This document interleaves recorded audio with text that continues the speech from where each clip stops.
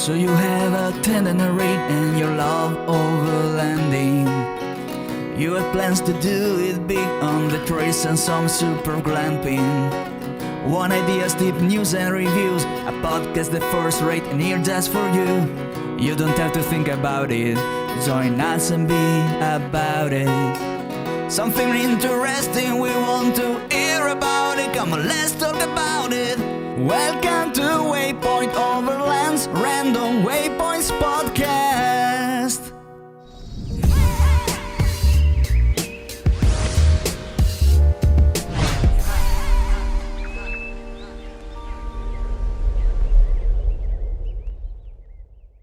Sponsored by MIDLAND Communication for Every Adventure, the industry leader in radio communication technology and innovation for over 50 years. Sponsored by MYMEDIC. Sponsored by TEMBO TUSK. Sponsored by Shower Pouch. Sponsored by DMOS Collective, mission built and made for mobility.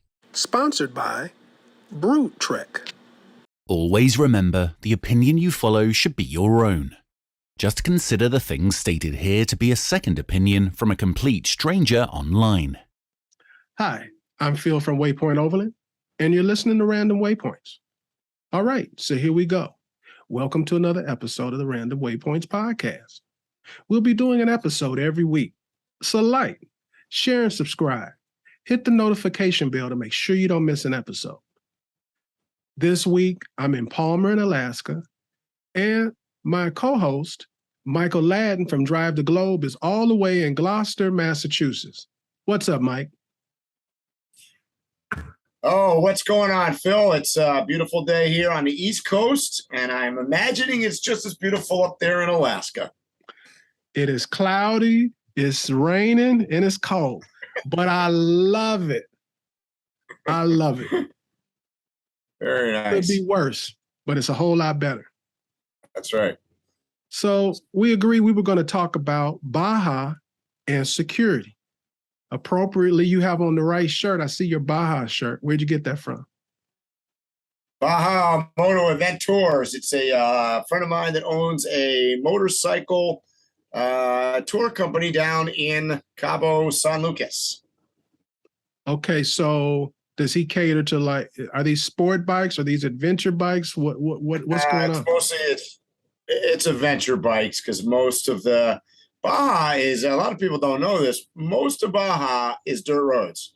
There's very few paved roads other than the Trans-Peninsular Highway, Route 5 that comes down out of Yuma, Arizona, and a couple other ones. But most of the roads down there are unpaved. So it is awesome riding for adventure bikes and those that like to get off pavement. So is this the type of business where I can leave my bike at home, I come there, and he has one like already set up for me to go on my adventure? Okay. Yep.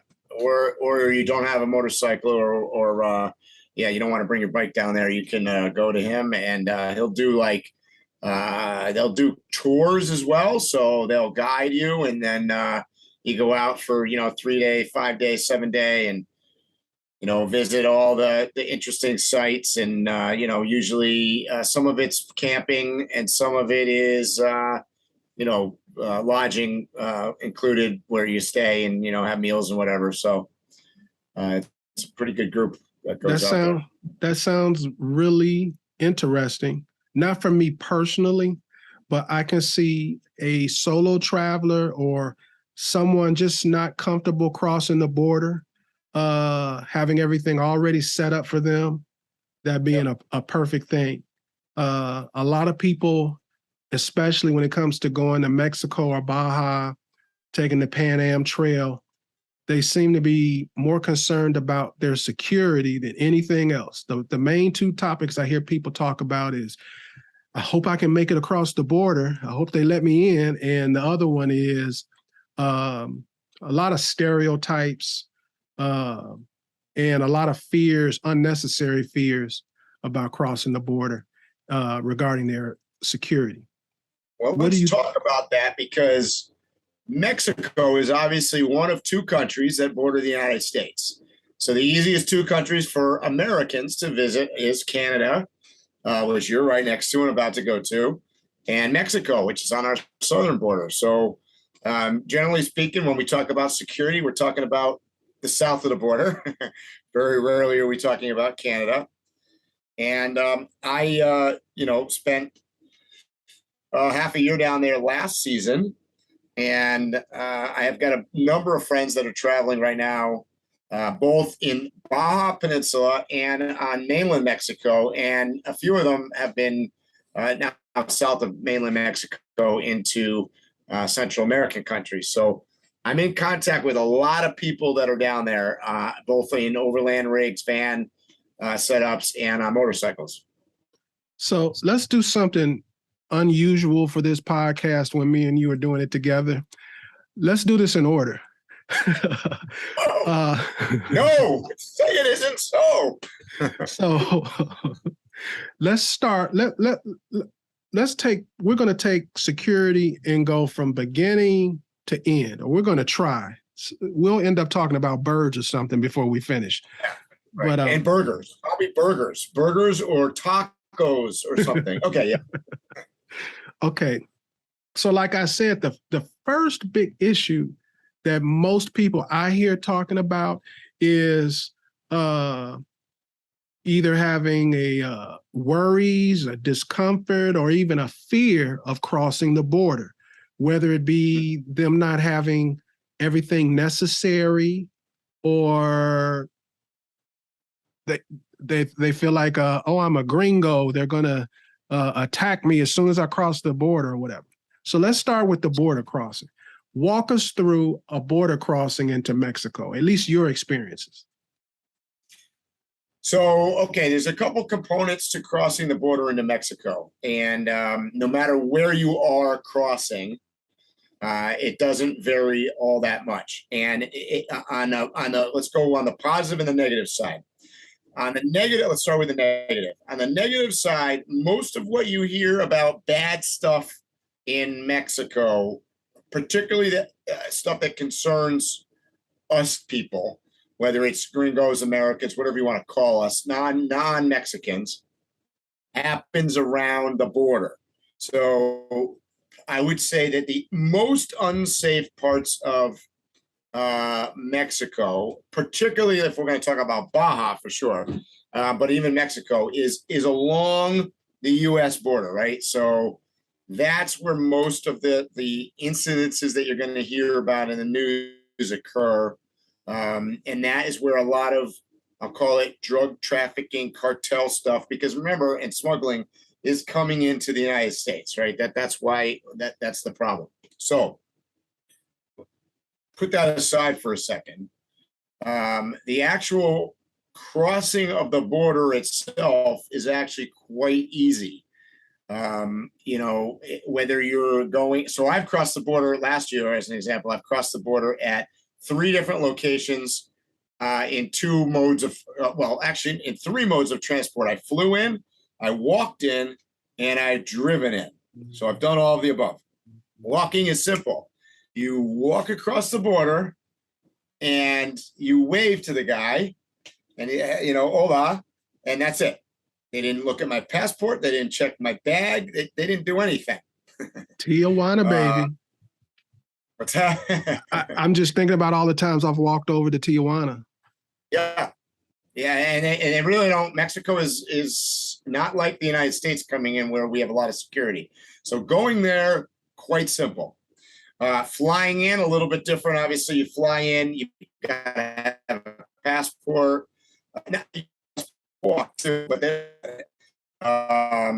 To fly in, you got to have a passport. You got to fill out your tourist card, and generally speaking, you'll be granted a 6-month visa just by simply writing in, I'm going to Mexico, I want to do this. You get 6 months. That's your tourist visa. For my case, for most of you guys out there that are interested in going overlanding there and driving in with your vehicle, whether it's a motorcycle or a truck, there's 2 ways to go in to Mexico. If you're going to Baja, you do not require importation of your vehicle.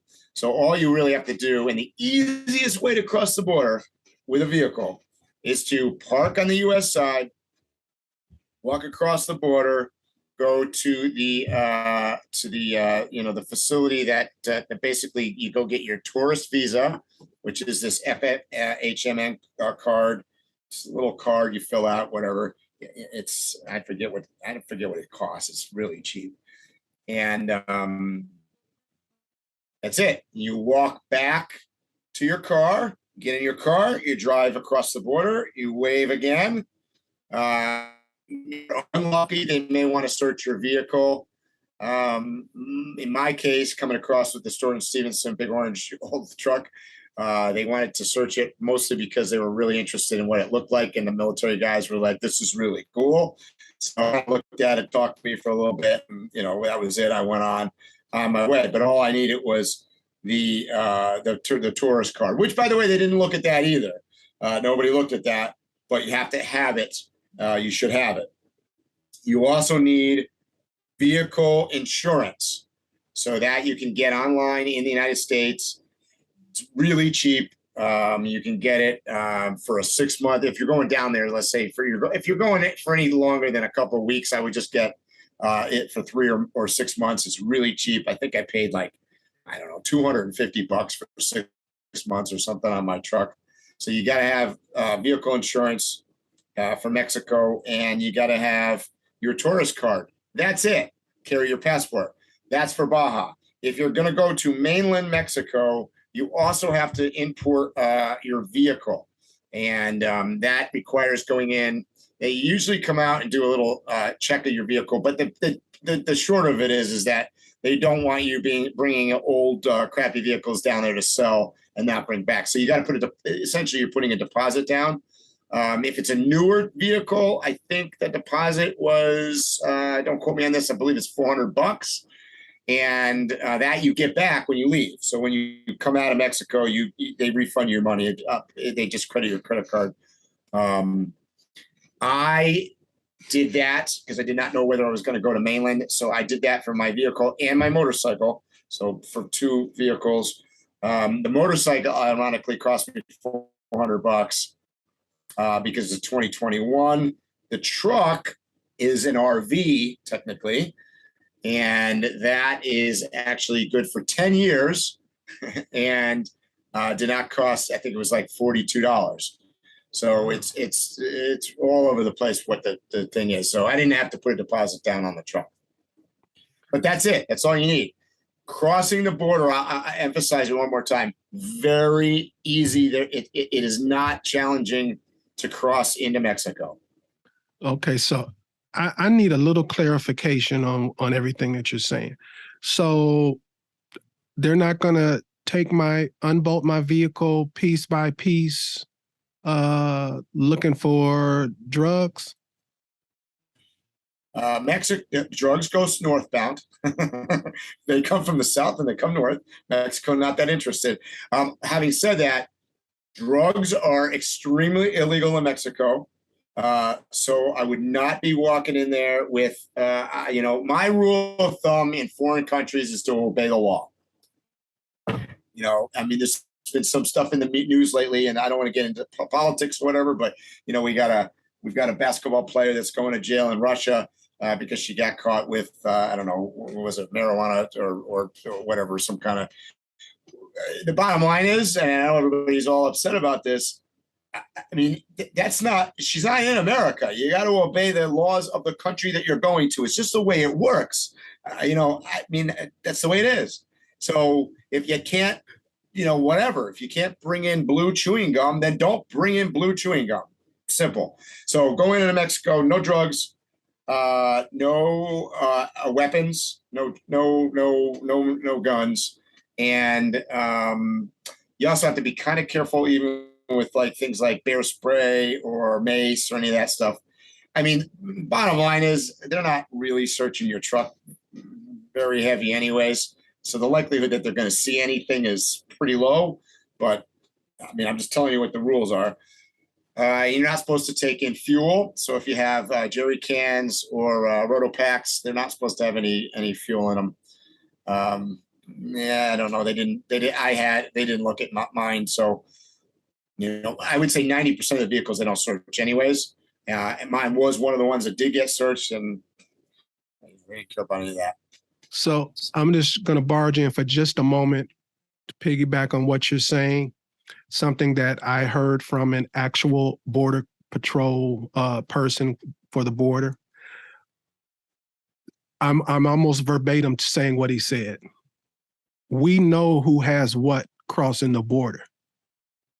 And the point that he was making to me is they don't have time to be bothered with you. They know what's coming across and who's bringing it across, and they need to be focused on that. And they have a very good idea of whether or not you're one of those people.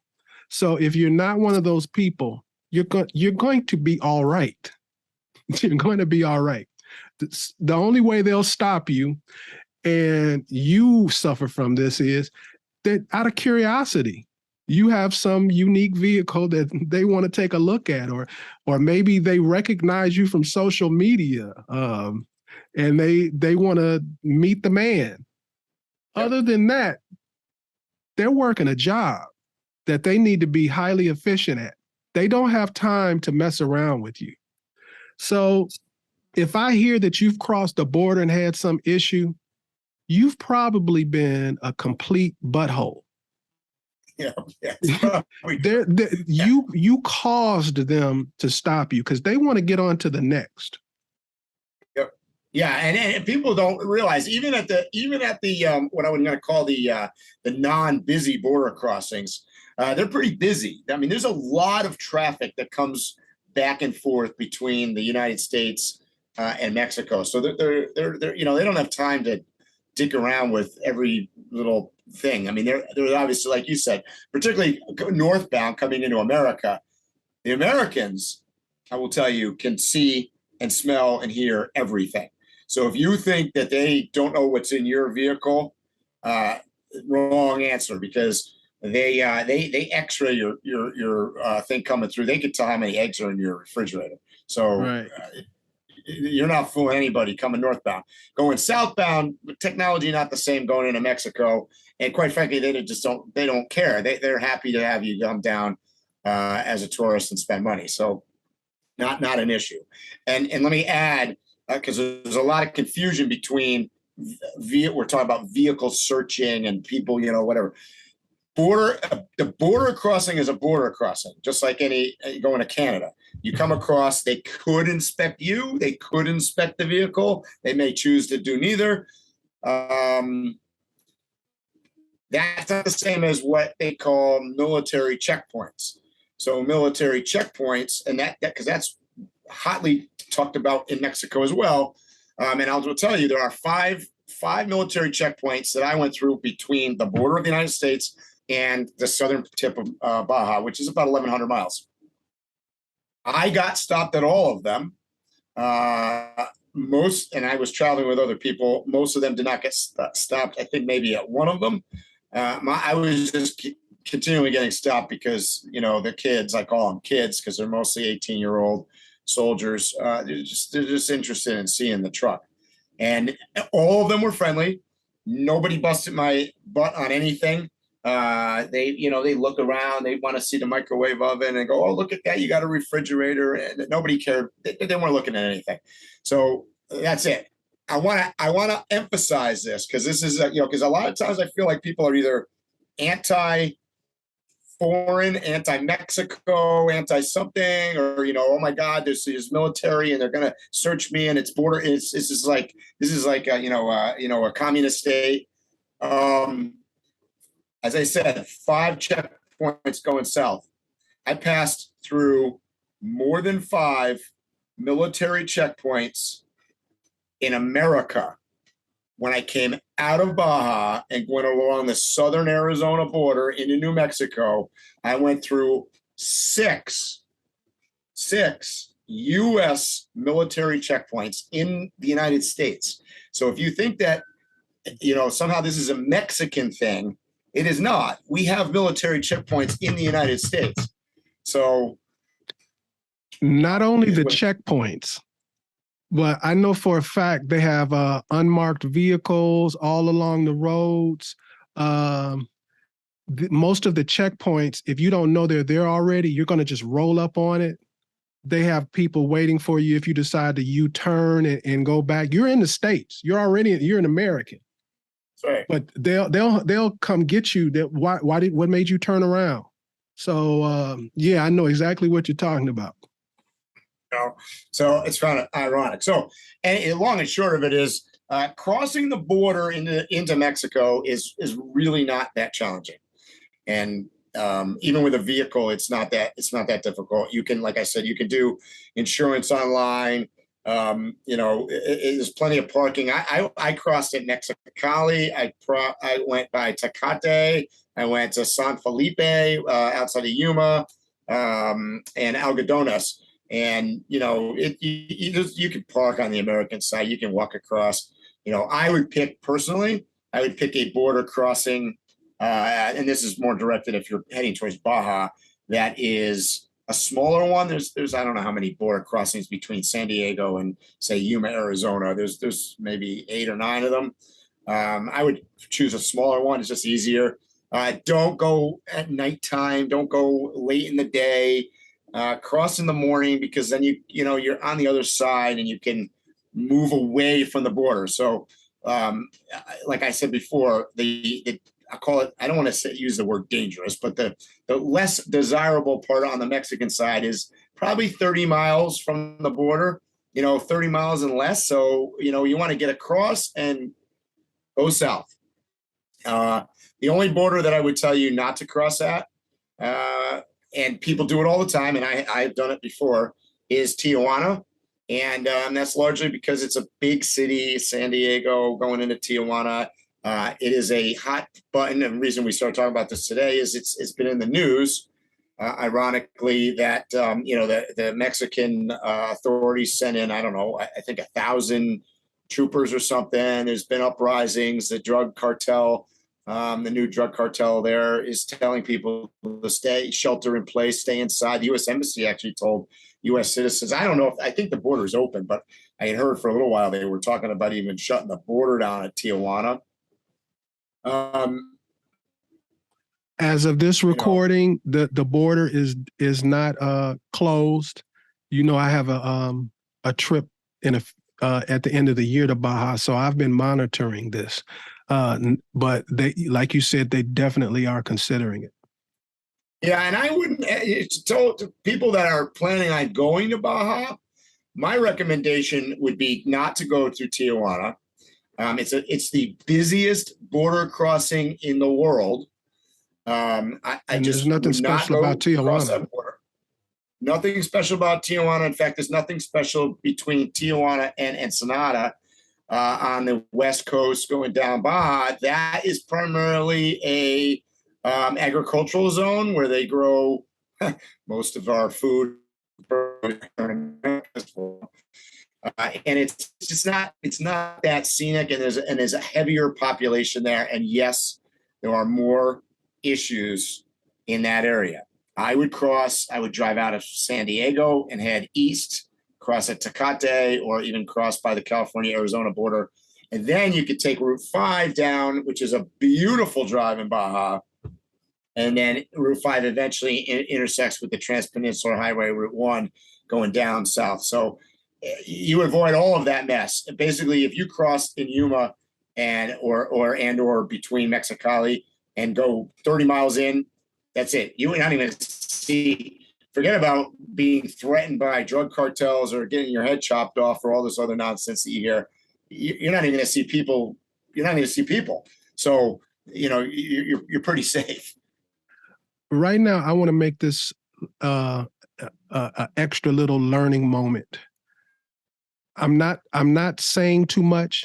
I'm not contributing too much. I'm letting you do all the talking because you were just there. That's number one. 2, if people aren't aware of it, you're an instructor at all the Overland Expos, and one of the topics that you teach is about going to Baja. So I know you're going to be humble about it and everything, but you're the expert on this. And you're not only the expert, but you're the expert with the most current information about this. Anything that I would contribute would be post-COVID, and it wouldn't be driving a vehicle over the border. So I'm not going to huff and puff and pretend like I know something that I don't, which I hear all over social media. People contributing their information and their ideas with no knowledge. And I want to reiterate, Michael here from Drive the Globe just recently came back in 2022 from Baja, and he's actually an expert professional instructor at Overland Expo, and one of the subjects that he teaches is about Baja. So I'm sure you're going to get some valuable information from him on this podcast. But I would urge you, if you are planning to take a trip, to go to Overland Expo and take his class. It's one of the most popular classes amongst the teachers and instructors, and it's for a couple of reasons. One, because it's a fun class, but more importantly, he knows what he's talking about. And to add on to that, Phil, I mean, your least likely good source of information about Baja or Mexico in general is going to be CNN or Fox News. So what you hear in the news is, they're trying to sell ads. So agenda based. That is not a good source. That's right. But there's great resources on Facebook. There's great resources, Baja Bound. There's a bunch of groups that you could follow on social media online about, trip that people are doing.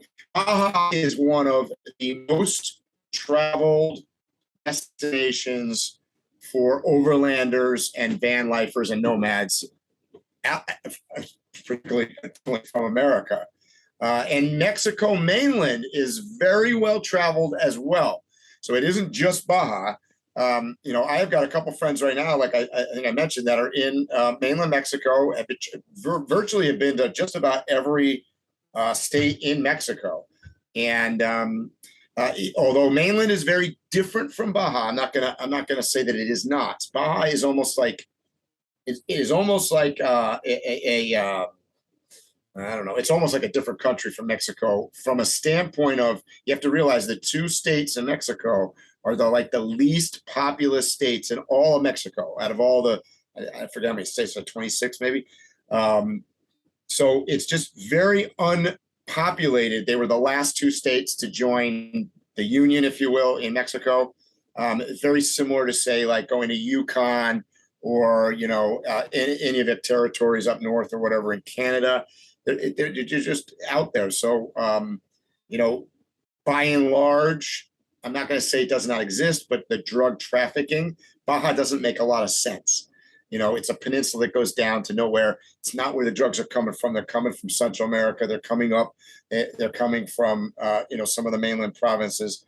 It's just, so, makes no sense. Not there. Yeah, it's not geographically, it doesn't make sense. I'm not suggesting if you were coming that route, it would, I think the Coast Guard would be your concern. It would be, you'd be more worried about it coming in through boats or submarine or some raft or something like that. Correct. Yeah, and like anywhere else, I'm not suggesting that nothing happens, and I'm not suggesting that you cannot run into difficulties in places, because you can.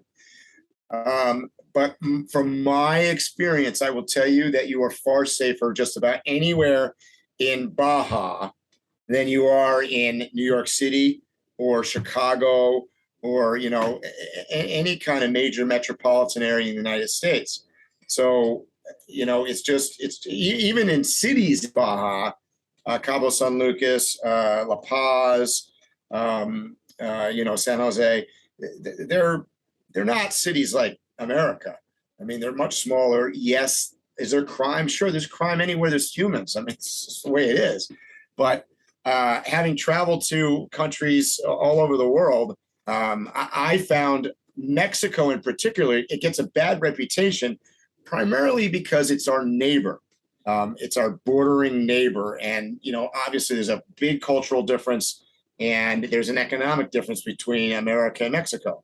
And Mexico, for those of you out there that don't know this, is what they call a neutral country, which is also rare. And America has some issues with that because they're on our border. But Mexico is neutral, like even more neutral than Switzerland. Switzerland, as an example, got involved in this Russian conflict right now. And they joined NATO. That's right. Where Mexico is not. Mexico still buys oil from Russia. It transacts with Venezuela. It transacts with Cuba. It is a neutral country. It's stayed neutral out of everything. If you think about it, they have some reasons to do that because they know that they're essentially, no matter what they do, are protected by the United States because the United States is not going to let anybody take over Mexico, being that it's our border country. So they kind of know secretly that we're kind of protecting them so they can kind of go and do whatever they want to do. And it's interesting. But from a standpoint of like one of the positives about being neutral is that things are cheap. And that's an advantage. A lot of people, and so one of the reasons why it's a great destination to go. Food, fuel, lodging.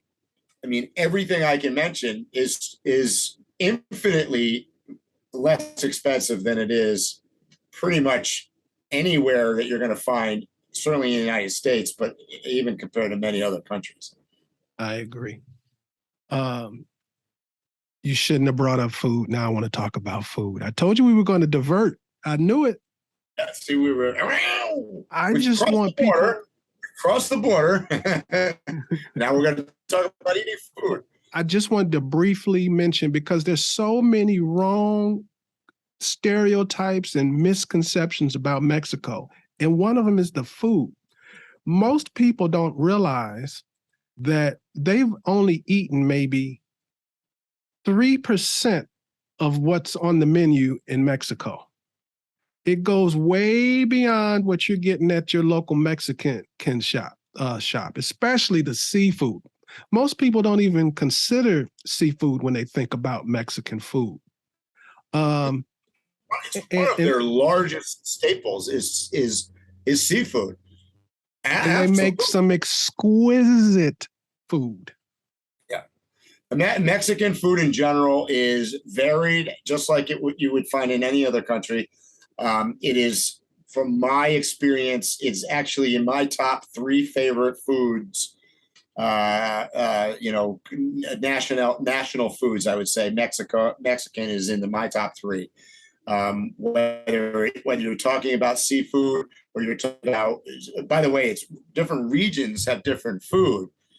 So even like, tacos, an example, in Baja are flour, mainland corn. There's differences, when you travel around Mexico, but the food is amazing. And 2 of the things that I've had in Mexico that are my favorite, I think, in the world, neither one of which I would consider to be Mexican: apple pie and pizza. I have had the best pizza and the best apple pie in Mexico. And if you come visit me, I'll show you where you can do that. So I want you to explain both. I know and understand the pizza one, but you got to explain the apple pie one. I'm totally ignorant to this one, but explain both of them for the audience.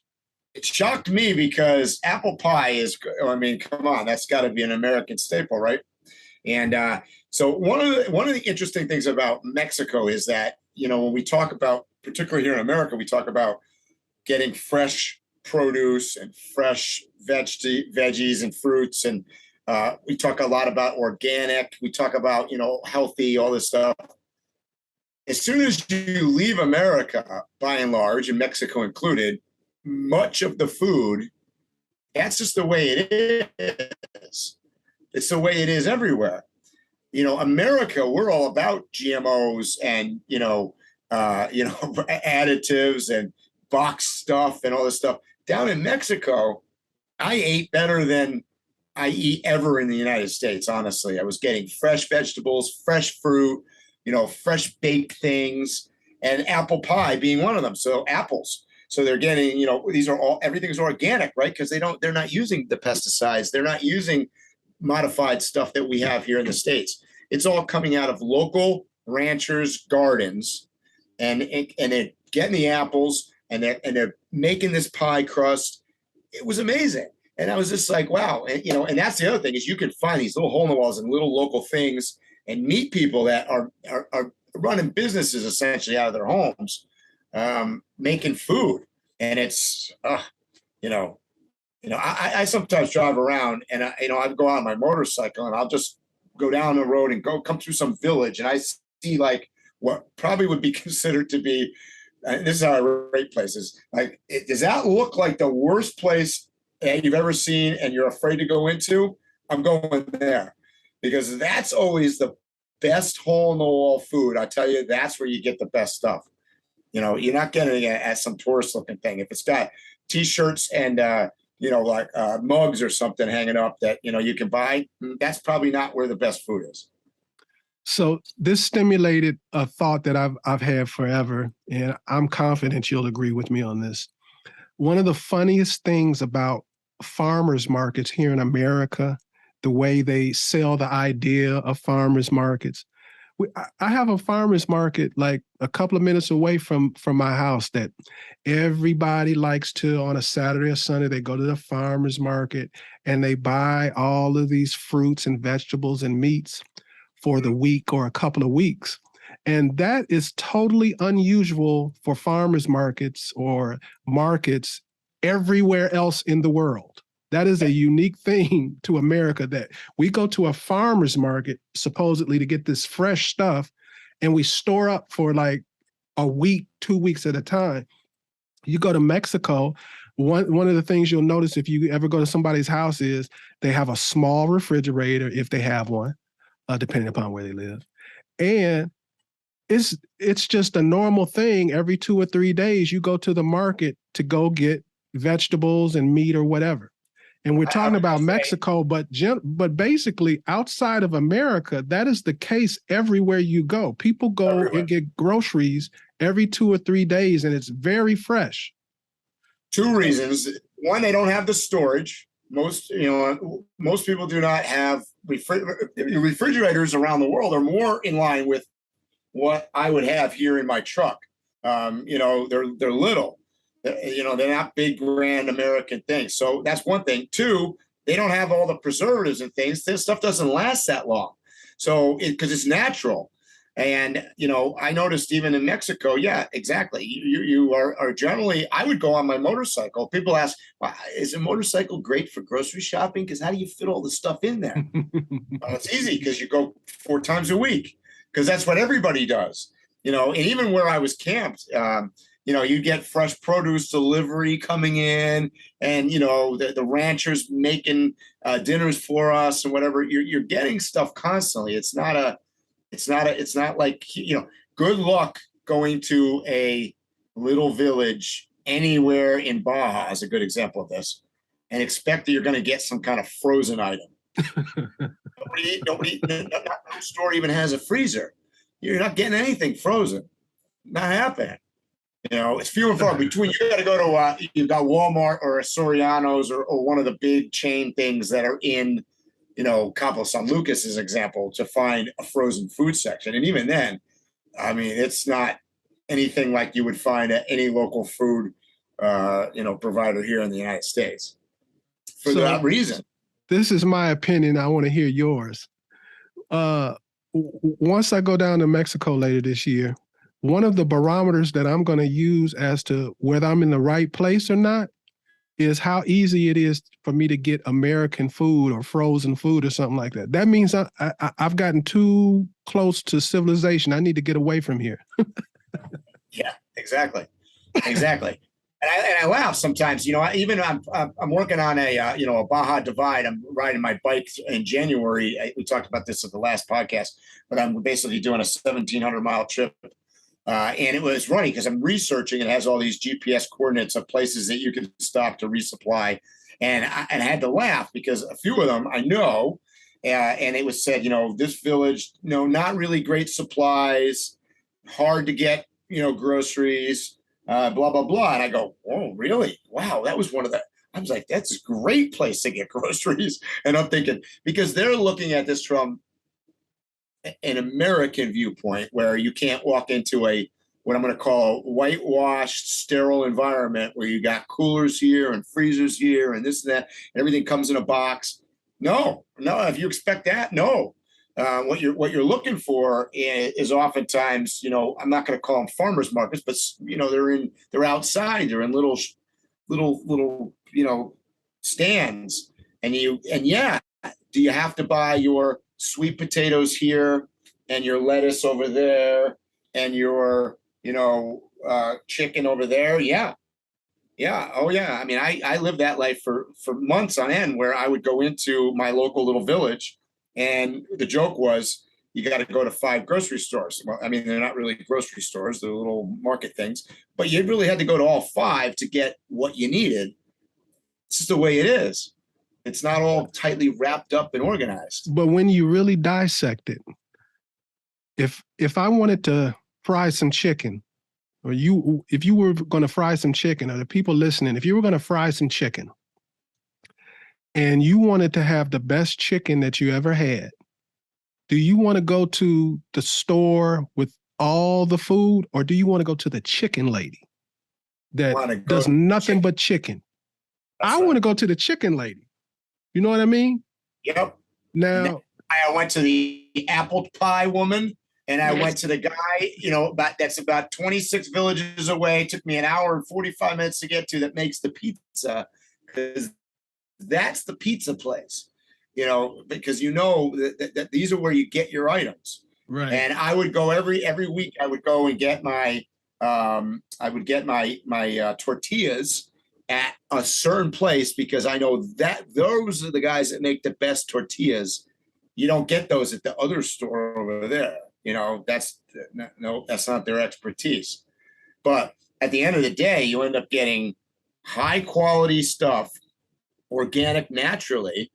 You're eating healthy, and you're paying like pennies on the dollar, right, what you're going to pay at Whole Foods or Trader Joe's or something, Right.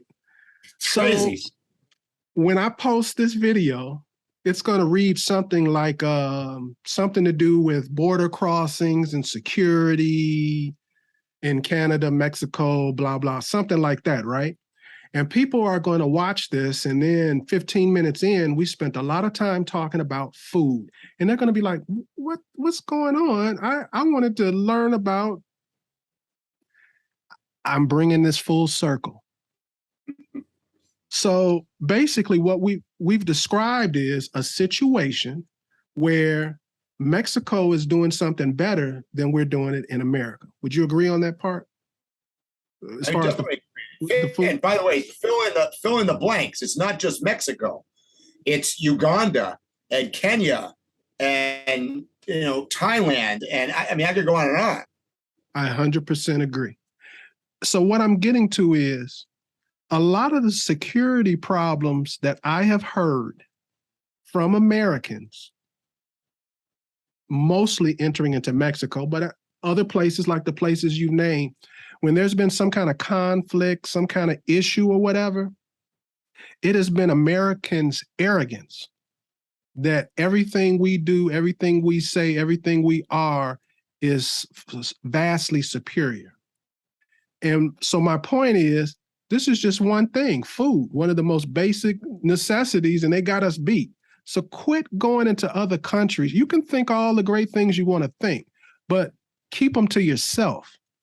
Most of the issues that I find people have security-wise are things that they inflicted on themselves with a show of their arrogance. So I just wanted to say that. It's good. Yeah, anytime it's outside your comfort zone, that's where it comes up. So Americans, by and large, I'm going to call the best word I can use for Americans is a sterilized culture. Everything is very sterile, whether it's food or, God, even talking about, death or sickness or whatever. We sterilize everything over. And so when I see Americans traveling, oftentimes they'll go, and some of the reports you're going to get at let me give you an example. A lot of Americans go to Mexico, they go to Cancun. I'm just picking Cancun. I've been there. Cancun, the reason they go there is cheap, all inclusive usually, and they feel like it's safe because why? Because it's like America, because they're inside a little sterilized box. And oh, you know what? We can get hamburgers like we have at home. And look, they sell Coca-Cola, and you know, my brand of blah blah blah I can get here, and it's in this little box. And you know, the guy at the front desk talks to me in English. And you know, all these things are, so all of a sudden all your and the bed is like it's like the same bed I got at home, and my shower is the same, you know, all these things. So what is all this talk about? So what are you trying to do? You're trying to go visit a place that's like home, but you could stay home. So you know, not to sound like an ass here, but like this is, you know, and so as soon as it varies from that, oftentimes a lot of people is when they, like I think you said, they either show their arrogance or their, I'll call it their, you know, the mean bad side, the ugly American side, and go, this is not acceptable. You know, this doesn't taste like, this is crappy. This beef is no good. This doesn't taste like American hamburger from the Midwest. Well, it's not. So, you know, but that's probably a terrible choice of what you should be ordering anyways, you know. But, you know, so you know, I don't want to go down this road too far, but like there is a significant difference in my mind between travelers and tourists. And hopefully the people that are listening to our podcast are more focused on the traveling side of things. And because that's the goal in, you know, if I had to define that word overlanding, that I repeatedly every podcast say I don't like that word, but if I had to define overlanding is the desire to go out and explore on your own wheels and see different things and experience different stuff. And you know, and that's not sterilized, and that's not in a box, because you're not driving. The idea is not to drive your overlander to the Cancun resort, go through the gate, close the door behind you, sit there, right? I mean, that's not what we're doing. Do you know anybody who's done that? I bet somebody's done that before. I'm not going to mention it here. Oh, okay. We'll talk about that. What I'm really trying to emphasize is, one, we always think we're on the higher ground in an argument or a discussion or a debate. And a lot of times we're not. And after all is said and done, in line with this conversation about security, when you're across borders, you're not home. Act like you're not home. Act like you're at someone else's house. Show respect, and you'll get respect. I promise you. You are a guest, and they are genuinely, most of the time, very happy to see you because you're different. They're interested in your culture. You can give them ideas, and obviously you're economically helping them. So these are all qualities that we can bring to the table that are a positive thing. So you gotta remain in positivity. You try to stay positive, and that's, I think, the key to the whole thing is that you gotta interact. It's like social media, right? Social media is only social if it goes both directions. So, you know, if I just post stuff and never look at anybody else's stuff and don't like anybody else, that's not social media. That's one-sided. And it's the same thing when you're traveling and going to different cultures. It's sharing. I don't know why you would bother to book a trip and spend all that money, go to a place and know nothing about it when you get back home. Let me defend the tourist for a second. My wife's a tourist, so I can't go too deep. No. I mean, let's defend it. So occasionally I like to chill, right?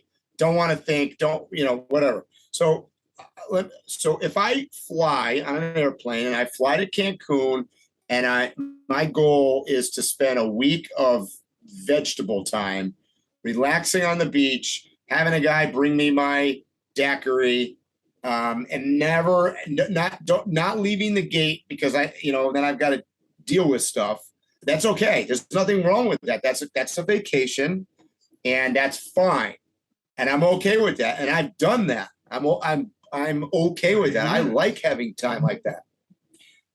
Just, I would not do this. And so my only down thing on the tourist thing would be, don't come back and tell everybody that you went to Mexico, because you didn't. You went to a beach resort and had vacation and relax and had a great time in blah, blah, blah club in Cancun. You can say that. But don't start flying around that you went to Mexico and you know how it is, because you didn't. I think there's a similarity in McDonald's and tourists. There are a lot of people that know that eating at McDonald's is not the best choice, but they know that they're going to get the exact same thing no matter what McDonald's they go to. They're not looking for, they're not a foodie. They're not looking to try things and experience new things and new tastes. I want to buy this. I know how it's going to taste. I know what I'm going to get. And what you're talking about, the person that says, yeah, I've been to Mexico. Well, no, you know what hotels look like. You know what resorts look like. You're getting, the tourist is getting the same experience basically everywhere they go, even though they're going to different countries or whatever. I've done it. I do it, and I'm going to do it again. So I'm just like you. I'm not knocking it, but understand what you're actually doing. You have not experienced that country. You have experienced a hotel or a resort or a theme park or whatever it is you went to. Something very curated, and it's curated with an American bias to it usually. So we're on the same page. And the reason that McDonald's is so successful is the most successful restaurant probably in all the world is because they're consistent. I don't care where you go, that McNugget, whatever, burger is going to be exactly the same. That's what makes it great. And let me just many very high-end restaurants have tried to be consistent, and they're not. You know, having run restaurants before, I could tell you it's very difficult to be consistent. It's hard. And I just want to harder. Yeah, I just want to qualify your statement, because I know somebody is going to jump on what you said and not take what you meant. Because when you go to other countries, they have other dietary concerns. They have different rules about food and preparation. And you'll go to other countries and eat at a McDonald's, and there'll be slightly differences in the meal. We understand that. So take the lesson that he's teaching you instead of, because I can picture somebody down in the comments.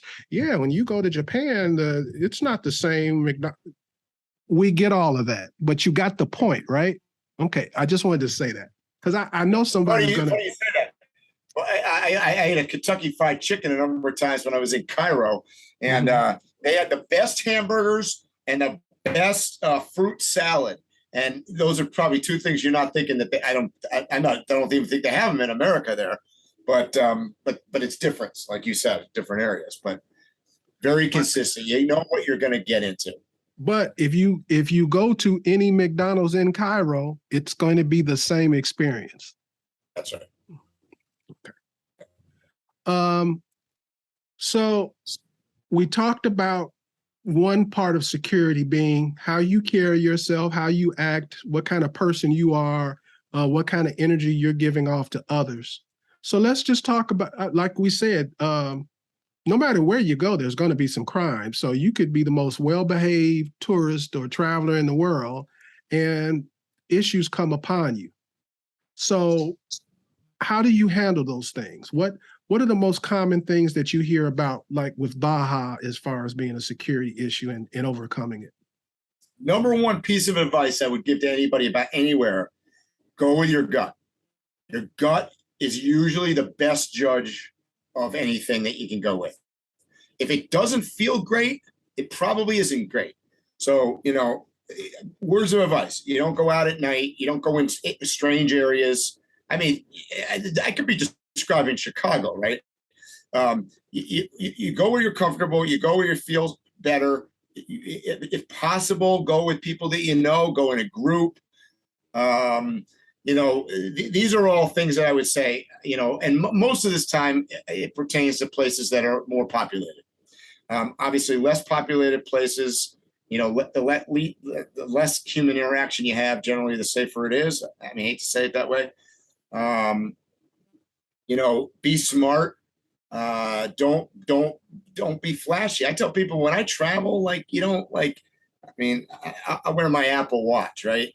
I'm big into watches. I love watches. I got a watch collection. I don't take them. They're not in my truck. I leave them, I don't take them with me because I wouldn't go out with it. It's too flashy. Just be smart, and always try to obey the, people. So Mexico, number one thing you hear about, cops bribing you, right? Pulling you over for doing stuff. Well, I got news for you. Most of the time you are doing stuff because, it's just like if I'm driving around with a Montana license plate and I'm in Massachusetts, the likelihood that I'm getting pulled over for blowing a stop sign is higher than if I had a local license plate. Same kind of thing happens in Baja. So, a good example of Mexican infrastructure, it's not really the same as ours. You'll be driving along, you come to a weird intersection and you look around. Well, the stop sign is I don't know, 200 feet that way behind a bush, so it's weird where they put stuff. And I tell people, so I always come to a stop. I'm not even sure there's a stop sign. I'm stopped and I look, okay. But the reality is so if they're trying to raise extra money for the police force and they see a gringo, blow through that, they're going to pull you over. So is that a bribe? Nah, not really, because you committed it. I don't pay bribes. I recommend that. Having traveled through Africa, I will tell you that it's a slippery slope, and I don't recommend it. I tell people there's definitely different rules of thought on this. I prefer not to do that. So if a cop pulled me over and said, I want $200, whatever it is, I would be, inclined to go with the, I'll pay that at the police station. Let's go there. And if they're on the crooked side, they're not going to get money if you go to the police station. And you quickly, I had this happen to me. I actually had this happen to me in Honduras, where they were like, it's 200 whatever's. And I go, well, let's go to the police station. And the guy goes, okay, how about 50 right here? He's like, okay, well, now as soon as we start bargaining, clearly this is not on the real, Right. So, that's when you kind of so I really am not a fan of giving out money because it's just going to lead them to be successful. And then, next thing, Phil's driving through and they're going to go after him because they got Mike. So, not a good precedent to set. Worst case, I'd give them a cookie or a soda or something. And, but eventually they're going to go for the easy targets, right? So if you're a hard target, they're going to give up. So that's, corruption is a thing in Mexico. It's a thing. It's a thing outside anywhere that has an economic, a lower economic standard. Corruption potentially is an issue. And I want to look at it from another angle too. After all is said and done, whether they, fulfill those laws or not, it's illegal for officers to accept bribes, and it's illegal for you to pay bribes. So right. After all is said and done, you're making a decision to break the law, and that could backfire on you in the end. You could actually end up in jail. I've never heard of it happening that way, but the bottom line is you're making a decision to pay a bribe to an officer. Right. Yep. So that could really backfire on you. And we were mentioning before about the basketball player over in Russia. After all is said and done, you committed a crime. So you couldn't take the chance on going to jail because you did do something. And as Americans, we can all sit here and say, well, that crime does not fit that punishment. The punishment was 9 years and the crime doesn't fit it. Well, yeah, in Massachusetts where I'm sitting, you're right. I mean, it's legal here. So of course not. But not me to judge, not my opinion. I didn't write. It's not my country. That's what they did, and we can badmouth Russia all we want, and hell, they got problems for sure. But choices, make choices. I mean, personally, I wouldn't travel there. I just wouldn't go there right now. I mean, I've been to Russia, but not now. It's not a place I would be going to now. Here's another example of American arrogance, because there's also another angle on that too. Like you were mentioning Massachusetts, and I live in Washington, another place where it's legal, but there are people currently in America in a jail with longer sentences for the same thing she's done. So, it's kind of calling the kettle black and you the kettle. Yeah, that's right. So, just kind of this circle around back to, not that I'm one of the guy that ever brings us back on target here, but going back to Mexico and safety. I would sum up my level of safety if I had to rate. If I had to put a number, a 1 to 10, 10 being the most dangerous place on earth and 1 being the safest place on earth. My experience certainly, and once again, I mean, I'm highlighting it, my experience. And I have a lot of experience doing this kind of thing. So, I'm in particular not doing dumb things, but my experience. Are you saying you know what you're talking about? No. Go ahead. My experience in Baja, Mexico, meaning North and South Baja, the 2 states, I would have to give them a rating of about a 2 or a 3 on places. I would say, and that's I really thought you were going to go lower than that. I thought you were going to say a 2 or 1. Are you comparing it to just America, or you mean the whole world compared to the whole world? I'm comparing it to everywhere I've been. Okay. So and I've been to some interesting places that when I said, but let's compare it to places that more people would know. Say, whether Chicago or LA or Miami or New York City, definitely safer than all of those places. None of those places are a 2 or a 3. They're higher for sure. I mean, I wouldn't go walking through neighborhoods in Chicago that I've never been to at 11 o'clock at night. I just wouldn't do that. And Chicago is a good example of the point I think we're trying to make. I grew up in Chicago, and all the stuff that I hear on the news, I know it happens, but I've never seen it. I've never been around it. Chicago that I know is a wonderful, beautiful place. But a large part of the reason of that is I know where I belong and where I don't belong, and what time I belong, and how to act when I'm in places that I don't belong. Yeah. It doesn't really change. Showing respect, acting right, following the law, and doing what makes sense. I think what did you say? Common sense, or using your intuition? Using your intuition. That doesn't change from state to state, city to city, country to country. If you have those basic things in your pocket, you're about 80% on the right route, in my opinion.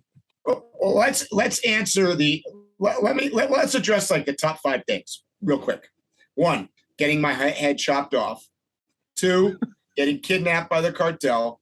3, having my truck stolen at gunpoint and taken away so they can use it. I mean, those are the ones. That's stuff I hear all the time, right? I'd say the likelihood of any of those things occurring is extremely small. Extremely small. I mean, yes, has there been tourists that have had stuff happen over the years? Google it. Go online right now, Google it. You'll come up with 4 or 5 stories. I know all. I've done it myself, so I know what they are. Do you know how many people have crossed that border just this week, or in this month, or in the last 5 years? I mean, it's an incredible number. I don't know what that number is, but I'm sure it's an incredibly large number. You got a better chance of getting hit by lightning. Right. So my word of advice is don't be stupid, be smart. But generally speaking, my experience both in Baja and mainland Mexico, and actually most of Central America for that matter, has been just as safe as Canada. Is it different? Yes, more different than Canada. Language barriers, cultural differences, and those things I think are largely what contribute to our feeling of insecurity. And I hate to say it because that turns into, it's not, it's insecurity. It basically turns into, it's just any other unrealistic fear. It's what causes people to be racist and anti-cultural and anti-country and all this stuff. It's lack of understanding. It's scared because it's different. Ignorance. Yeah, that's right. Lack of knowledge. Yeah. Well, I think we covered nothing.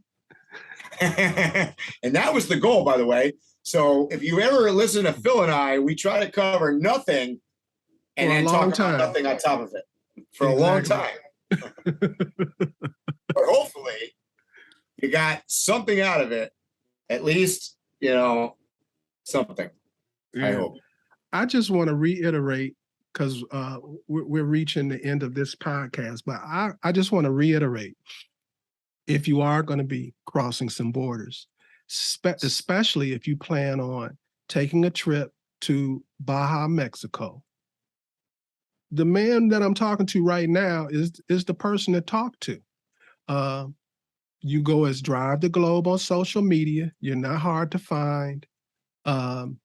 You give extensive classes. You give more than one class on more than one thing at all the Overland expos.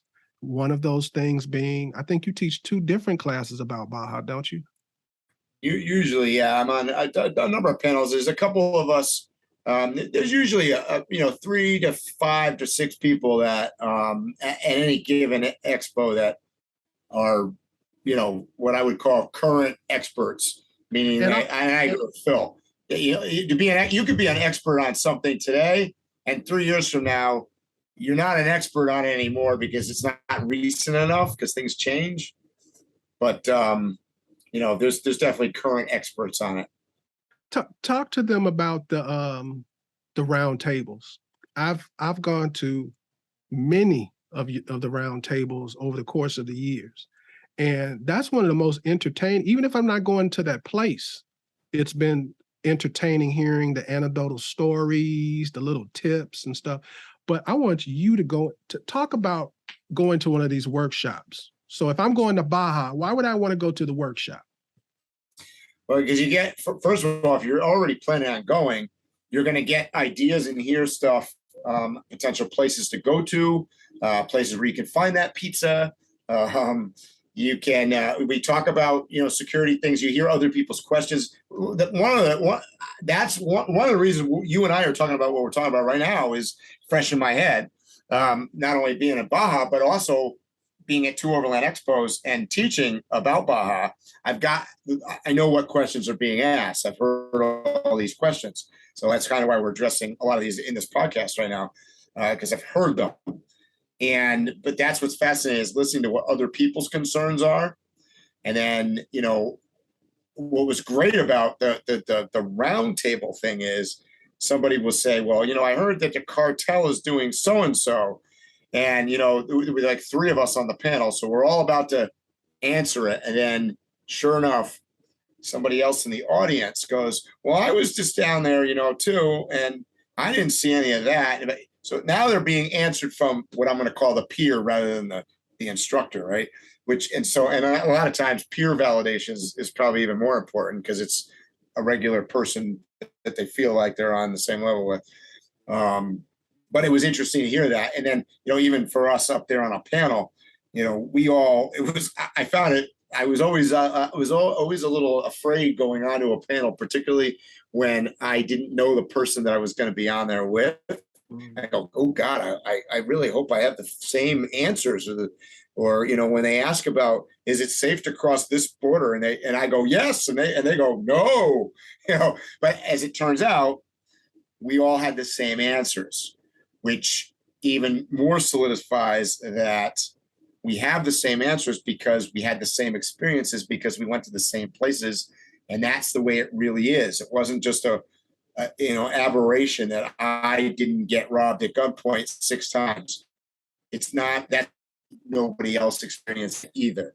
So, that's what makes a panel pretty interesting.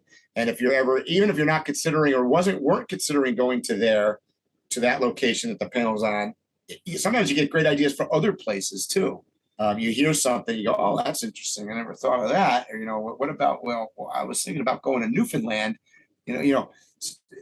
Everything is interchangeable, kind of, sort of. And there's panels on a lot of things. You can go on things about Africa and things about Canada and things about Mexico and wherever. Traveling as opposed to tourism is similar no matter where you go, because you're going on your own means to explore stuff. And that's the whole idea. You have to kind of lay it out and be like, you got to be a sponge. Most people, especially if they're traveling across borders for the first time, like we discussed, the number one thing they're worried about is security. But the other thing I think would probably be maybe number 2, right up under it, is they're trying to figure out what they're going to do when they get wherever they're going to go. Yeah. And who better to get it from than somebody who just got back and is telling you about it. Exactly. On the trip that I'm on, there's a place that everybody kept telling me to go. This is where you stop to get gas, because it's not only a place to get gas, they've got food and blah, blah, blah, blah, blah, right? It's closed. So, and it's been closed for about a year. So you go to one of these workshops, somebody that just flew in or just drove in or was just there a few months ago, the places that they're telling you about, the lady didn't die that owned the restaurant, it's open. Whatever they're telling you is up to date. I can make a plan off of what Mike just told me. So, and by the way, I'm going to add one more thing. Do it while you're traveling too. So it's great to go to workshops and go to Overland Expo or wherever you get your information from. And it's great to go online and read about stuff. But and to pick up some of the things we've talked about on some of the other podcasts, there are other places like coffee shops, like the local pub, like, even like the local equivalent of a farmer's market, where you've read about that other nomadic people or overlanders go to. That's great places to go with the express intent, potentially, of not necessarily getting a great cup of coffee, but that you're going to run into 3 people that are there that drove in on their van and they just came from somewhere. And you might be going where they came from and you find out information from them. And they are the experts at this point because they just came from there. And likewise, they're interested in hearing where you came from because they may be going there too. So it's information. It's the equivalent of in the old days when you had youth hostels. And you went to a youth hostel traveling around. I went spent at many youth hostels all over the weird places. it was the best place to get information, particularly before what I would call our modern information age, where now we can just, whatever. But like back in the day, you couldn't do that. So that was the equivalent of Google going to the youth hostel. Well, I'm just going to let you talk about the hostel. I'm married, happily married. I have fond memories of hostels, and I'm going to just let it end there. You get lots of information. It's all good information. Lots of info. I got some good info when I was in the hostels. Oh boy. See, I knew it was going to go off the rails sooner or later. Always goes off the rails. Yeah, that just threw me off.